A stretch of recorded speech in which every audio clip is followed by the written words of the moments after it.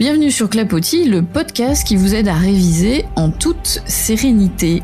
Aujourd'hui, dans cette série consacrée au discours de la servitude volontaire de La Boétie, nous allons nous intéresser ensemble à la façon dont Étienne de La Boétie argumente dans son texte. En bref, comment il construit sa réflexion et par quel procédé il cherche à convaincre et à persuader son lecteur des bienfaits de sa démonstration.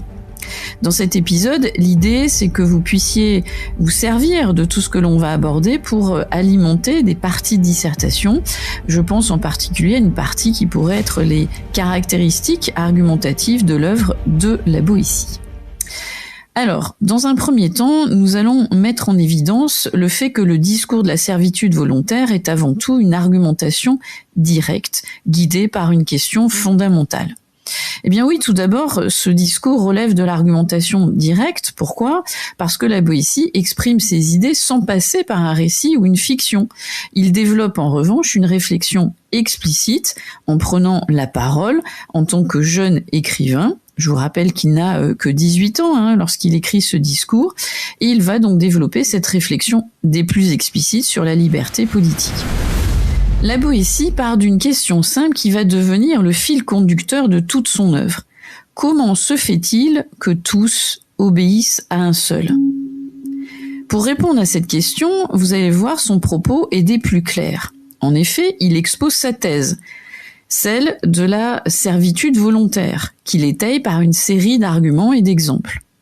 En dissertation, vous pourrez d'ailleurs montrer en quoi, dans une grande partie, il s'agit d'un texte d'argumentation directe structuré par une question fondatrice. Intéressons-nous à la progression argumentative de ce texte pour mettre en évidence que ce texte est extrêmement rigoureux et construit. Et oui, La Boétie ne jette pas sur le papier ses idées en vrac. Comme aurait dit son ami Montaigne, il ne va pas non plus à saut et à gambade, en ce sens que son texte est décousu. Même si par instant, je vous le concède, il fait des digressions, c'est-à-dire des petites parenthèses, si vous préférez, mais cela étant, il ménage une véritable progression dans son raisonnement. Il commence par expliquer la persistance de la tyrannie par plusieurs causes. La nature, l'habitude, les artifices du tyran. Avant d'aboutir à son idée principale, le pouvoir ne tient pas tant à la force qu'au tyranneau et au consentement des peuples. On pourrait résumer cette progression en plusieurs étapes. Tout d'abord, le paradoxe de départ. Comment un seul domine-t-il des millions ? Ensuite, la nature. Les hommes naissent naturellement libres et égaux, donc la servitude n'est pas un état naturel. Ensuite, l'habitude. Pour La Boétie, c'est la coutume qui finit par rendre la servitude supportable, presque naturelle aux yeux des asservis. Les artifices. Dans un passage, La Boétie évoque les divertissements, les spectacles, les distractions qui détournent le peuple des enjeux politiques. Le consentement, c'est l'argument central de La Boétie. Le pouvoir du tyran repose sur une coopération active ou passive des sujets. Enfin, l'éveil. À la fin du discours, La Boétie fait un appel final à la prise de conscience et à l'émancipation. On voit bien donc que vous avez des étapes et des points qu'aborde successivement La Boétie pour mettre en évidence que sa démonstration est progressive. En effet, du constat du paradoxe, on aboutit à l'appel à l'éveil collectif. On vient de voir donc ensemble cette progression argumentative. On va ensuite voir en quoi La Boétie utilise tous les ressorts de l'argumentation par l'art de la conviction et ensuite l'art de la persuasion. Et tous ces points, à mon sens, vous permettront de faire une grande partie de dissertation sans aucun problème. Alors pourquoi on peut considérer que le discours de La Boétie est un texte avant tout basé sur l'art de la conviction ? Eh bien, pour emporter l'adhésion de son lecteur, on voit bien que La Boétie s'adresse avant tout à la raison de celui-ci. Sa stratégie passe en effet par un raisonnement logique, une réflexion conceptuelle et par une rigueur dans sa démonstration. Ce qu'on a évoqué précédemment le montre déjà. On voit bien qu'il mobilise plusieurs types d'arguments. Déjà, les arguments logiques.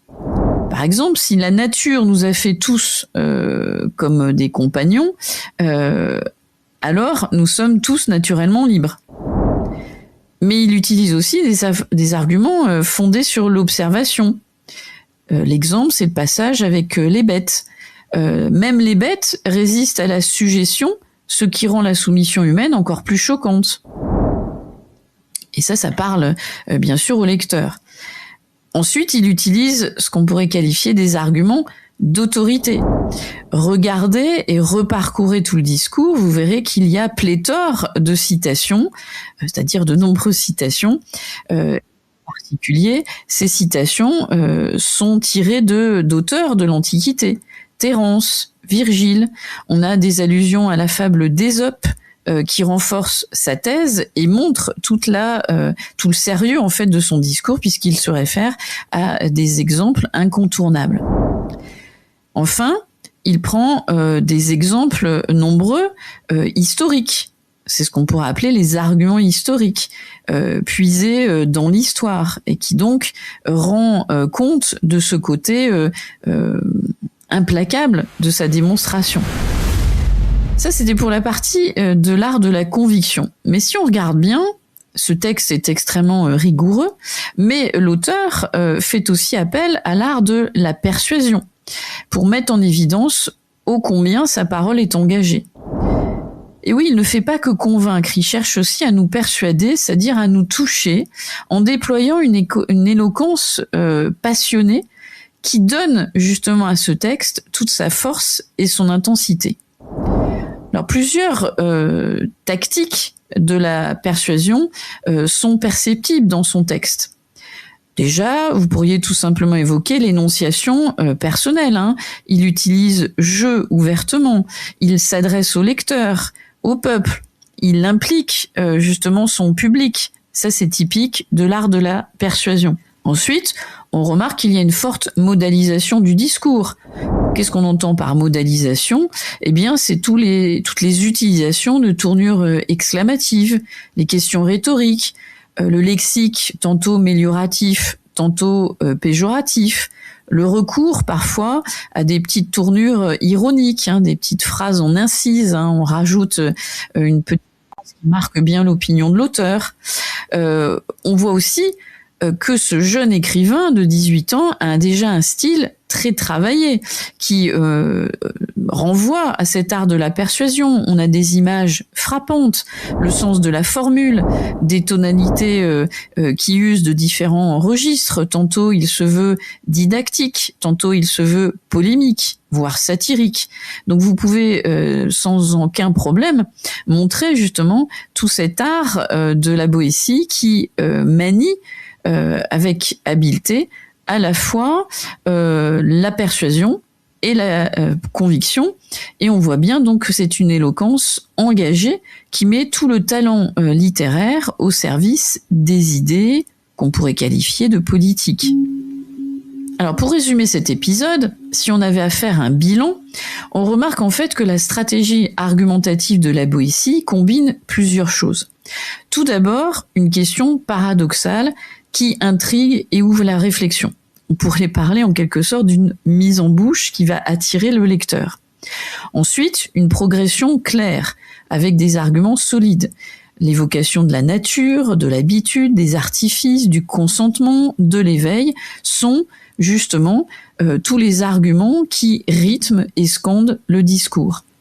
On remarquera aussi les arguments rationnels, les exemples précis pour convaincre, qui sont rythmés par une parole fortement modalisée, imagée, pour aussi persuader.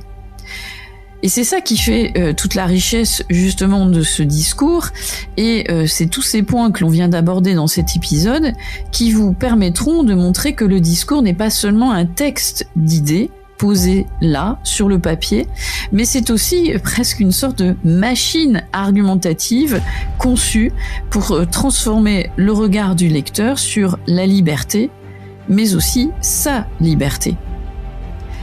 J'espère que cet épisode vous permettra de nourrir votre argumentation, justement la vôtre le jour J.